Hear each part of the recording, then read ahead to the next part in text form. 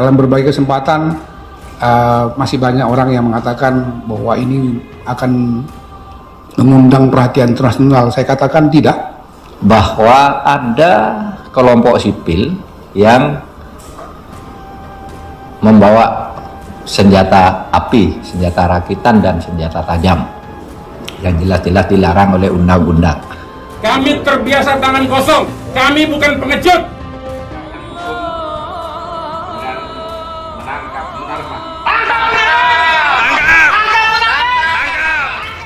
Nantinya rencana tidak lanjut ke depan kita akan mengundang klarifikasi pelapor dengan saksi-saksi yang ada yang kemudian bisa nanti kita ungkap gitu ya di pengadilan, dan kita tidak akan menutup-nutupi dan saya akan meneruskan ini ke kepolisian. Kita akan memanggil juga termasuk terlapornya dalam hal ini Saudara Munarman, ya mudah-mudahan bisa hadir. Tapi ada komando tunggu aja di situ, bawa putar-putar aja, pepet aja terus, halangin jalur dia, jangan sampai dia tahu. Pepet terus. tabrak dan sebagainya ada di sini. Ya, mohon Pangda instruksi. Kalau emang sikat, tadi sikat. Bilang Pangda ya, monitor. Di sini komando dengan apa namanya suara rekamannya di situ. Ini Pak abu-abu bawa singkirin tuh di belakang aneh. Ane nunggu instruksi ke. Wallah deh. Pangda turun instruksi, ane sikat. Wallah benar. Polisi memastikan akan mendalami laporan Barisan Kastria Nusantara terhadap Sekretaris Umum FPI Munarman yang dituding melakukan ujaran kebencian dan penghasutan. Polda Metro Jaya akan mengundang pelapor dan saksi untuk klarifikasi.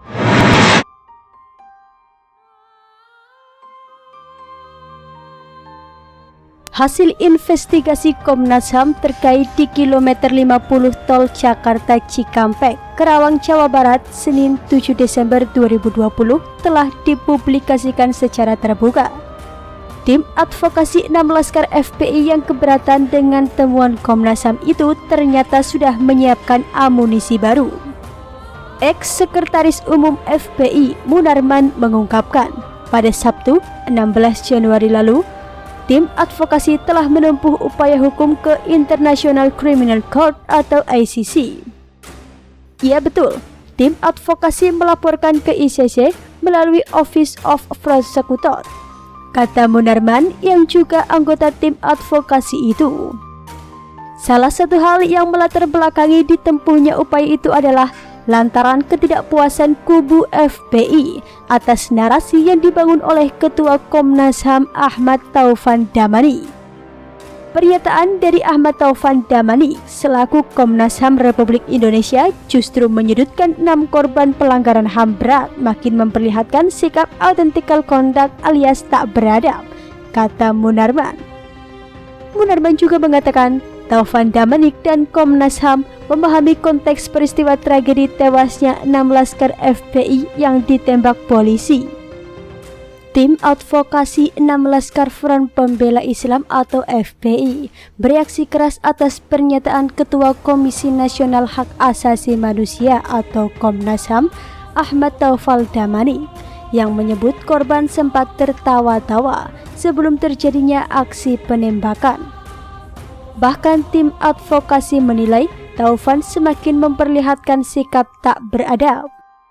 Anggota tim advokasi M. Haryadi Nasution mengatakan bahwa pernyataan Taufan tersebut justru menyudutkan 6 Laskar FPI yang tewas.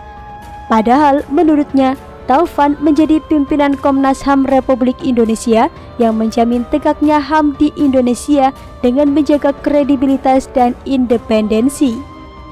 Pernyataan dari Ahmad Taufan Damanik selaku Ketua Komnas HAM RI yang justru menyudutkan 6 korban pelanggaran HAM berat semakin memperlihatkan sikap unethical conduct alias tak beradab sebagai Ketua Komnas HAM RI, kata Haryadi dalam pernyataan tertulisnya pada Rabu 20 Januari 2021. Tim advokasi Laskar FPI juga melihat konstruksi narasi yang dibangun oleh Taufan sangat subjektif dan berat sebelah. Karena itu, mereka menganggap Komnas HAM Republik Indonesia di bawah pimpinan Taufan yang seharusnya menjadi National Human Rights Defender berubah menjadi National Defenders of Human Rights Perpetrators. Lebih lanjut, tim advokasi Laskar FPI juga menyesalkan konstruksi yang dibangun oleh Taufan terkait tertawanya 6 korban malah dibuat secara negatif dan menjadi justifikasi untuk menghalalkan pembunuhan secara sistematis terhadap penduduk sipil yang merupakan salah satu bentuk pelanggaran HAM berat hanya berdasarkan dari sebagian kecil rentetan dari peristiwa tragedi kemanusiaan. FPI juga mengatakan tertawanya 6 syuhada korban pelanggaran HAM berat itu adalah ekspresi rasa senang atas keberhasilan menyelamatkan HRS dan keluarga dari gangguan orang tidak dikenal yang mengancam keselamatan jiwa HRS dan keluarga, termasuk anak cucu yang masih balita. Serta rasa heran mereka atas tindakan gila dan lucu dari OTK yang ternyata kemudian menjadi pembunuh mereka, ujarnya. Ini membuktikan bahwa saudara Taufan tidak mengerti dan memahami sesungguhnya konteks peristiwa yang terjadi dalam rangkaian peristiwa tragedi kemanusiaan, hingga patut dipertanyakan kualitas kepemimpinan dari saudara Ahmad Taufan Damanik yang memimpin lembaga Komnas HAM Republik Indonesia, tambahnya. Oleh sebab itu, apa yang telah dilontarkan Ketua Komnas HAM dinilai Haryadi turut membuktikan bahwa adanya sikap unwilling dan mekanisme hukum nasional yang unable dalam mengungkapkan pelanggaran HAM, sehingga akan menjadi pintu masuk bagi mekanisme internasional dalam upaya penegakan hak asasi manusia. Tidak hanya itu, tembakan sebanyak 18 kali terhadap 6 korban tersebut juga menjadi bukti kuat adanya peristiwa kesewenang-wenangan aparat. Komnas HAM itu kan lembaga negara, bukan kaleng-kaleng. Kok hasilnya begitu? Bebernya.